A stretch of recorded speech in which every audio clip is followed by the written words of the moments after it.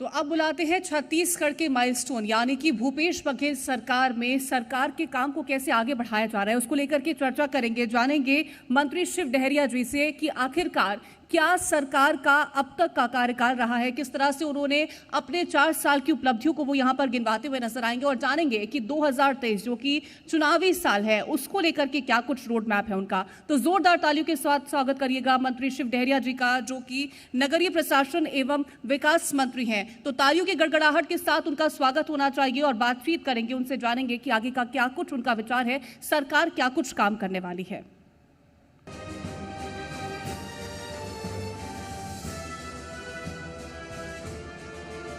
James of Chhattisgarh, Chhattisgarh के ऐसे रत्न जिन्होंने अपनी चमक पूरी दुनिया में बिखेरी है, और ऐसी ही चमक होती है सरकार के कामों की जो जनता परखती है। और इसीलिए आज हम एक और ऐसे रत्न से बातचीत करेंगे जो सरकार के सिपाही हैं। जिक्र मंत्री डॉक्टर शिव कुमार डहरिया का। बहुत स्वागत है आपका मंत्री जी, जी मध्य प्रदेश छत्तीसगढ़ के मंच पर। आपका भी स्वागत है। हीरे की परख जौहरी को होती है, हमारे कार्यक्रम का भी नाम है जेम्स ऑफ छत्तीसगढ़। तो हीरे तो आप हैं जिनको चुन के निकाला है जौहरी। मुख्यमंत्री भूपेश बघेल ने कैबिनेट में 4 साल आपको हो गए, क्या उपलब्धियां हैं सरकार की और आपके मंत्री काल की? देखिए, सबसे पहले जी न्यूज को बहुत बहुत धन्यवाद देता हूं कि एक अच्छा कार्यक्रम आप लोग कर रहे हैं।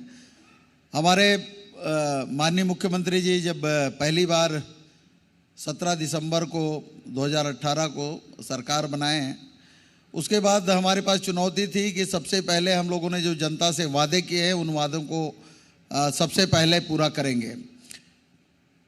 किसानों को, हमारे नौजवानों को, महिलाओं को, अनुसूचित जाति जनजाति पिछड़े वर्ग के लोगों को और हमारे प्रदेश के जो लोग हैं उनकी आशाओं और आकांक्षाओं पर हम किस तरह से खरे उतरेंगे, इस दिशा में हम लोगों ने प्रयास शुरू किया। और सबसे पहले माननीय मुख्यमंत्री जी ने शपथ लेते ही हमारे चुनाव घोषणा पत्र के वादों को पूरा करना शुरू किया। किसानों के लिए हमने कहा था किसानों का कर्जा हम पूरा माफ़ करेंगे, और शपथ लेने के 2 घंटे के अंदर हमारे प्रदेश के सारे किसानों का कर्जा माफ़ किया गया। इसके अलावा जो अन्य घोषणाएँ थी हमारा, उन सब घोषणाओं को पूरा करने का बीड़ा माननीय मुख्यमंत्री जी के नेतृत्व में हम लोगों ने उठाया था।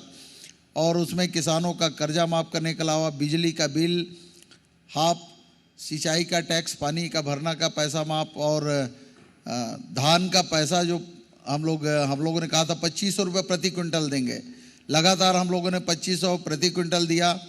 इस साल 2640 रुपया दे रहे हैं, जो पूरे देश में सबसे ज़्यादा धान का कीमत किसी राज्य में मिल रहा है तो हमारा छत्तीसगढ़ है।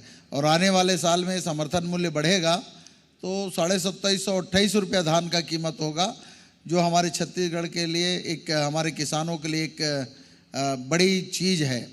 और हमारे किसान प्रताड़ित रहे हैं पिछले भारतीय जनता पार्टी के 15 साल के कार्यकाल में। 15,000 से ज़्यादा किसानों ने आत्महत्या की थी भारतीय जनता पार्टी की सरकार में। हमारे 4 साल के कार्यकाल में एक भी किसानों ने आत्महत्या नहीं की, ये हमारे प्रदेश की उपलब्धि है। इसके अलावा हमारे माननीय मुख्यमंत्री जी ने कहा था कि हम यूनिवर्सल पीडीएस के माध्यम से सभी लोगों का राशन कार्ड बनाएंगे और इस दायरे में सभी को लाएंगे कि सबको रियायती दर पर राशन मिलना चाहिए। इसी परिप्रेक्ष्य में हमारी सरकार ने सारे लोगों का एपीएल का कार्ड बनाया, बीपीएल के कार्ड बनाया। पिछले समय आपने देखा होगा बीजेपी की सरकार में चुनाव के समय राशन कार्ड बनता था, चुनाव के बाद राशन कार्ड काट दिए जाते थे। तो अब 100% आबादी को राशन कार्ड देकर और रियायती दर पे उनको राशन सामग्री देने का काम भी सरकार कर रही। हम लोगों ने कहा था कि स्वास्थ्य क्षेत्र में, शिक्षा के क्षेत्र में प्रदेश को अन्य प्रदेशों के ऊपर लाने का काम करेंगे। इस दिशा में हम लोगों ने काम किया है। शिक्षा के क्षेत्र में आज देख लीजिए, स्वामी आत्मानंद विद्यालय, जहां अंग्रेजी माध्यम से हमारे छत्तीसगढ़ के बच्चों को जो शिक्षा दी जा रही है, अच्छा इंफ्रास्ट्रक्चर दिया जा रहा है। रायपुर में आपने देखा होगा, हमारे शहरी क्षेत्रों में आपने देखा होगा 232 से ज़्यादा स्वामी आत्मानंद विद्यालय खुले हैं, और उसमें बच्चों को अंग्रेजी माध्यम से सबसे अच्छी शिक्षा दी जा रही है। मतलब ये कि शिक्षा, स्वास्थ्य, हर सेक्टर में लगातार काम हुआ है। अब बात अगर आपके विभाग की कर ली जाए तो ये एक और कीर्तिमान हुआ है कि स्वच्छता के मामले में छत्तीसगढ़ को भी एक तमगा हासिल हुआ। ये परिवर्तन कैसे हुआ? चूंकि अंबिकापुर का नाम बड़े स्तर पे आया, फिर रायपुर भी उस रेस में आगे बढ़ रहा है, तो क्या काम हो रहे हैं, किन मापदंडों पे? देखिए, जब हम लोग शपथ लिए उसके बाद मैंने विभागीय पहली बैठक ली, उसमें मैंने विभाग की जानकारी ली, तो मैंने देखा कि पिछले 15 साल में भारतीय जनता पार्टी की सरकार जो थी, नगरीय निकायों के क्षेत्र में जो रूटीन का काम है उसी में चल रहा था, कोई अच्छा काम हो नहीं रहा था। हमारी नगरीय निकाय का मूल काम है जो लोगों को जो मूलभूत सुविधाएं मिलनी चाहिए वो गुणवत्तापूर्ण मिले और समय पर मिले। हमने इसका ध्यान रखा। पहले 9-9 महीने तक हमारे कर्मचारियों को नगरीय निकाय में वेतन नहीं मिलता था। मैंने आते ही कहा कि नगरीय निकाय के हमारे कर्मचारियों को, सफाई कर्मियों को महीने के 7 तारीख के अंदर वेतन मिल जाना चाहिए। वो मिल रहा है। और सफाई के क्षेत्र में हम बहुत पिछड़े हुए थे, और जो इंफ्रास्ट्रक्चर है और सुविधाएं जो लोगों को दिया जाने, मूलभूत सुविधाएं, सड़क, पानी, बिजली, सफाई, ये मूलभूत सुविधाएं लोगों को गुणवत्तापूर्ण नहीं मिल पा रही थी। हमने देखा। और सफाई के क्षेत्र में हमने अधिकारियों का कहा कि दूसरे देशों में जाके देखिए, दूसरे प्रदेशों में जाके देखिए, वो आके यहाँ पे परीक्षण करके आए और देख कर आए। उसके अनुरूप हम लोगों ने गुणवत्ता में सुधार किया। जो डोर टू डोर कचरा कलेक्शन होता है वो पहले नहीं होता था, कई दिन तक नहीं होता था। कभी कभी किसी वार्डों में 2 गलियों की सफाई होती थी, 5 गलियां छूट जाती थी। तो हमने उसको लागू किया कि हर डोर टू डोर कचरा कलेक्शन होगा, और गीले कचरे, सूखे कचरे और जो पृथककरण किए जाने वाले काम है वो होना चाहिए। और इसी दिशा में हम लोगों ने काम किया। और पूरे देश में स्वच्छता में हम लगातार 1 साल ने 3 साल तक पूरे देश में हम पहले नंबर में आए। राष्ट्रपति जी ने हम लोगों को पुरस्कृत किया। ODF++ में भी हम पूरे देश में अभी भी पहले नंबर में हैं। भाजपा वाले कहते हैं कि प्रधानमंत्री आवास में हम लोग फिसड्डी हैं, काम नहीं करते, लेकिन नगरीय निकाय क्षेत्र में प्रधानमंत्री आवास में सबसे अच्छे गुणवत्ता के निर्माण का प्रधानमंत्री जी ने पहले नंबर का पुरस्कार हमारे प्रदेश को दिया है। अब ये प्रधानमंत्री जी ने हमको पहले नंबर का पुरस्कार दिया है तो हम अच्छा काम कर रहे हैं, तभी तो पुरस्कार उनसे मिल रहा है। भारतीय जनता पार्टी के पास छत्तीसगढ़ में कोई मुद्दा नहीं है, कोई विजन नहीं है, ना कोई काम करने का मादा है, इसलिए वो इस तरह के मुद्दे उठाते रहते हैं। लेकिन हमारी सरकार जो है भूपेश बघेल जी के नेतृत्व में नगरीय क्षेत्र में भी अच्छा काम कर रही है, ग्रामीण क्षेत्र में भी अच्छा काम कर रही है। चलिए, आपने बीजेपी का जिक्र 2 बार से कर दिया तो मैं भी कर देती हूँ। स्मार्ट सिटी को लेकर के बीजेपी लगातार आरोप लगा रही है। चूंकि विभाग आपसे जुड़ा हुआ है और लगातार स्मार्ट सिटी के तहत जो रायपुर शहर में भी काम हो रहे हैं वो दिख रहे हैं जनता को, चाहे सौंदर्यीकरण का हो, नई एडवांस सुविधाएं हों, क्या कहना चाहेंगे? देखिए, स्मार्ट सिटी में काम बहुत अच्छे हुए हैं। कुछ जगह खामियां हैं, उसके लिए केंद्र की सरकार माननीय नरेंद्र मोदी जी जिम्मेदार हैं। आपने देखा होगा जो स्मार्ट सिटी का जो नियम बनाया गया है, उन नियमों में स्वीकृति करने के सारे अधिकार जनप्रतिनिधियों को नहीं है, अधिकारियों को है। तो जनप्रतिनिधियों की कई बार अनसुनी होती है, इसलिए कुछ काम बिगड़ते हैं। लेकिन हमारी सरकार है और हम लोगों ने उस पर नियंत्रण किया है। जो पिछले भारतीय जनता पार्टी के सरकार में जो अनावश्यक जो काम स्वीकृत कर दिए थे, जैसे अब स्मार्ट सड़क बनाना है तो उन्होंने सिटी कोतवाली से सदर बाजार को रोड को ले लिया था। जो सड़कें जो है वहाँ हम कोई काम नहीं कर सकते, क्या आप 5 मीटर खोद सकते हो सिटी कोतवाली से लेके सदर बाजार रोड को? तो इस तरह के अनावश्यक कामों को उन लोगों ने शामिल कर लिया था, उसको हम लोगों ने रिवाइज किया और आज आप देख रहे हैं उसका अच्छा परिणाम मिल रहा है। आप स्वामी आत्मानंद स्कूल जो बनाए, स्मार्ट सिटी का काम है, क्या ये खराब काम है? हमने तालाबों का जो सौंदर्यीकरण किया है, उद्यान बनाए हैं, चौक चौराहे बनाए हैं। आप चौपाटी बना रहे हैं ऐसा कह रहे हैं? चौपाटी भी बनाया है। तो ये बहुत अच्छे काम हुए हैं जो भारतीय जनता पार्टी की सोच में ही नहीं था। और नगरीय निकायों में स्मार्ट सिटी के तहत हमारे बिलासपुर में भी अच्छे काम हुए हैं और रायपुर में अच्छे काम हुए हैं। आप लोगों को दिखता है। आप देखिए, बूढ़ा तालाब का सौंदर्यीकरण हुआ है तो सिर्फ आरोप लगाते हैं। आज आप देखिए, रायपुर में कोई देखने लायक जगह नहीं था, आज लोग आते हैं, बूढ़ा तालाब जाते हैं, वहाँ का अच्छा सौंदर्यीकरण हुआ है। वहाँ पे लोगों को वाटर स्पोर्ट्स का भी काम हो रहा है, मतलब बड़े अच्छा काम हुआ है। स्मार्ट सिटी का जो फंड है उसका सदुपयोग लगातार आप लोग अलग अलग नवाचार के जरिए कर रहे हैं। अब चूंकि परीक्षा एक ये भी है स्वच्छता सर्वेक्षण की, कुछ ऐसे शहर हैं जो उस तरीके से अपग्रेड नहीं हो पाते, जिसमें रायपुर भी एक नाम है, चूंकि राजधानी है। आप क्या, चूंकि अधिकारी तो काम करते ही हैं, टीम नगरीय प्रशासन की या नगर निगमों की कर रही है, जनता से क्या कहेंगे, क्योंकि जनता के भी तो सहयोग जरूरी है। देखिए, हमारे रायपुर में आपको बताना चाहूँगा, पेयजल की व्यवस्था इतनी खराब थी जब हम लोगों ने हाथ काम में लिया। इन लोगों ने नागपुर के कंपनी को वाटर ट्रीटमेंट प्लांट का, वाटर सप्लाई का ठेका दे दिया था, और उसमें जो बेड लगते हैं, सफाई के लिए बेड होता है, वो 5-5 साल से नहीं बदले गए थे, जिसको हर साल कम से कम एक बार सफाई होनी चाहिए, बदलना चाहिए, वो नहीं हुआ था। आप लोगों ने चलाया, बहुत सारे जगहों में नलों में खराब पानी आता था, कीड़े युक्त पानी आते थे, पीलिया का प्रकोप होता था। हमारे आने के बाद आप लोगों ने देखा, उसमें हमने सुधार किया, और जो कंपनियां बाहर से ला के यहाँ नियुक्ति की गई तो काम नहीं कर रहे थे, उनको हटाया, नए लोगों को काम दिया, और आज पेयजल की व्यवस्था में बहुत सुधार हुआ है। इस साल पीलिया के कोई प्रकरण आपको देखने को नहीं मिले हैं लगातार 2 साल से। तो पेयजल के व्यवस्था के लिए, हमारी सड़कों के लिए, सफाई के लिए और विद्युत की व्यवस्था के लिए जो मूलभूत सुविधाएं हमारी नगर निकाय में होना चाहिए, उनको हम लोगों ने किया। आवास के मामले में भी हम लोगों ने शहरी आवास के लिए बहुत काम किया है, और मोर जमीन मोर मकान योजना, जिसके पास ज़मीन है, पट्टा है, उनको 2 कमरों का पक्के मकान बना के देने का जो हम लोगों ने काम हाथ में लिया था, उसमें बहुत अच्छा काम हुआ है। और मोर मकान मोर चिन्हारी, इस योजना में भी हम लोगों ने अच्छा काम किया है, और पूरे देश में इस योजना का सबसे अच्छा काम किसी राज्यों में हुआ है तो हमारा छत्तीसगढ़ राज्य हुआ है। ये हमारे हम लोग नहीं कह रहे हैं, ये सर्वे केंद्र की सरकार कराती है, और केंद्र की सरकार के सर्वे में अगर हम आगे हैं तो निश्चित रूप से हमारे प्रदेश के लिए उपलब्धि है, और इस दिशा में हम लोग और बेहतर काम किस तरह से हो, ये हम लोग करने का प्रयास कर रहे हैं। तो क्या लगता है ये उपलब्धि विपक्ष को नहीं दिखती है? विपक्ष के पास, मैंने आपको कहा ना, विपक्ष के पास ना कोई मुद्दा है, ना कोई विजन है, ना कोई योजना है, इसलिए वो सिर्फ, उनका कहना हम विपक्ष में, हमको सिर्फ आलोचना करना है। तो आलोचना उन्हीं की जानी चाहिए जो काम अच्छा नहीं हुआ है। आप तो अच्छे कामों का भी आलोचना कर रहे हैं। वो कहते हैं कि हम जो किसानों का समर्थन मूल्य में धान खरीद रहे हैं, वो कहते हैं किसानों को हम खैरात बांट रहे हैं।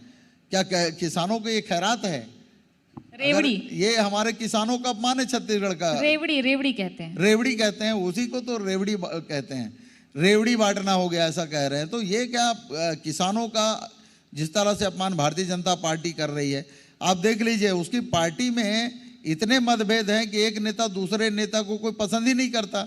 विधानसभा में नेता प्रतिपक्ष जो बनाते हैं उसको तत्काल बदल दिया जाता है, प्रदेश का जो प्रभारी आता है उसको बदल देते हैं, प्रदेश का अध्यक्ष है, आदिवासी था, आदिवासी विश्व दिवस के दिन ही उसको बदल दिया गया। अच्छा, ये प्रदेश अध्यक्ष आपने बोला, चूंकि मैं बहुत देर से सुन रही हूँ, लोग भी सुन रहे हैं आपको बड़ी मुखरता से, चूंकि कार्यकारी अध्यक्ष भी रहे हैं ना आप कांग्रेस पार्टी के।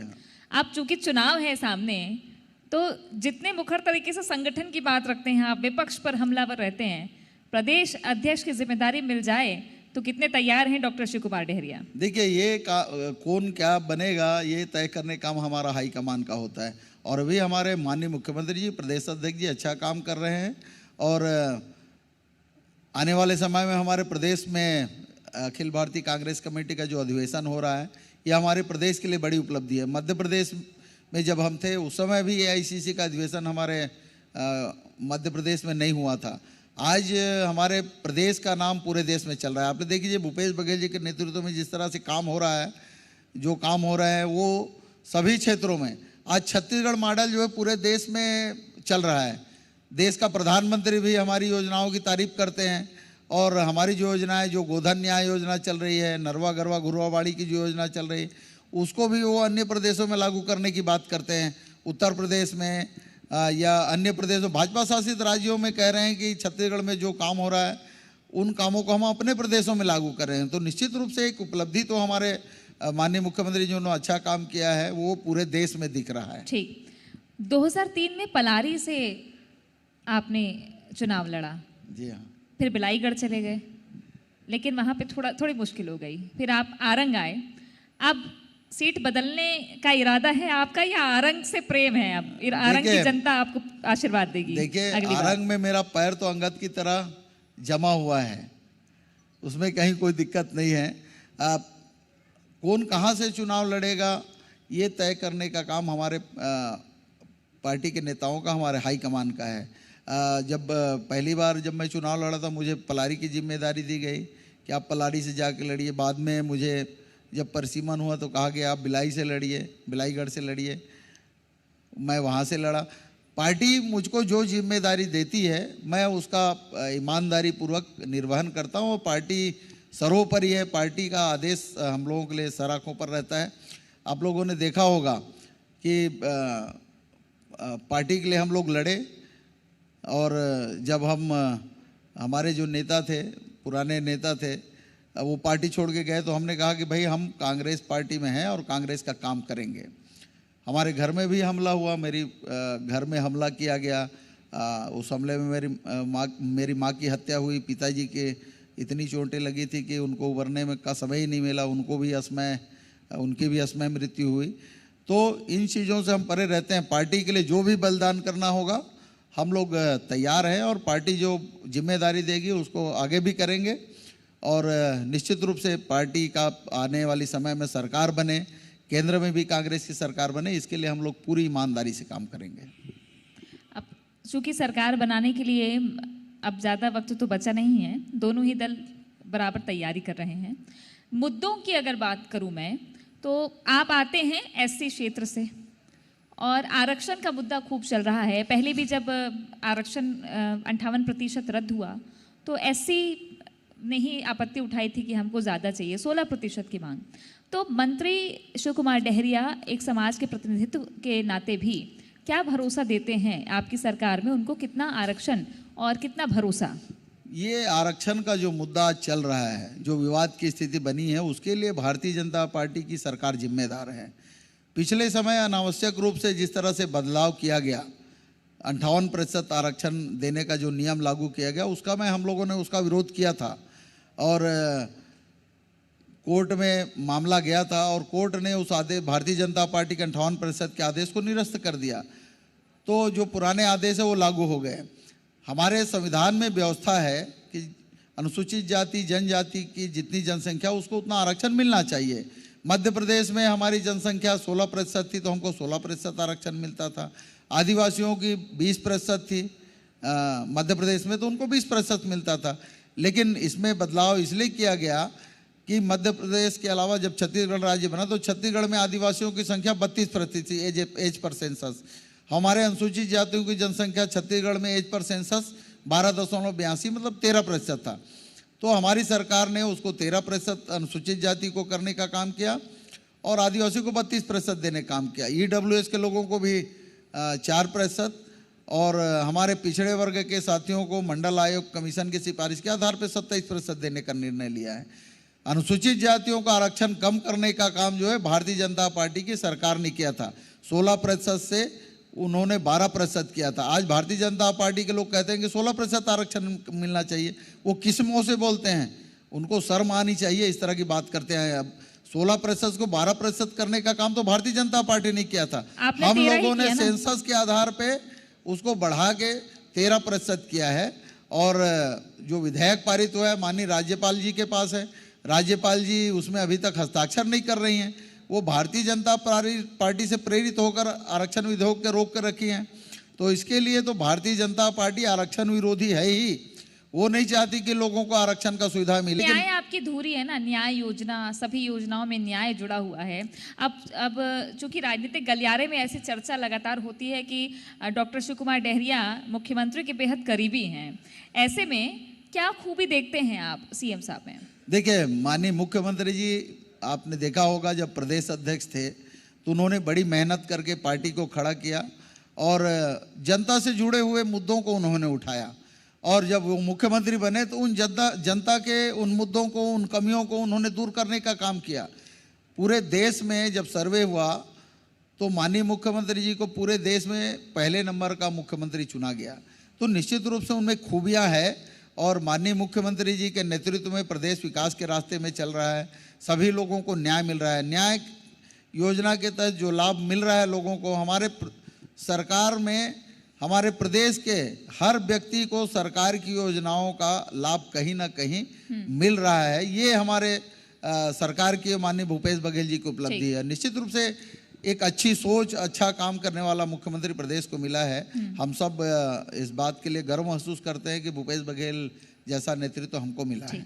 एक आखिरी सवाल आपसे, चूंकि चुनाव में ज्यादा वक्त बचा नहीं है, घोषणा पत्र के वादों को लेकर के विपक्ष मुखर है कि वादे पूरे नहीं किए। आप कहते हैं कि हमने वादे पूरे कर दिए।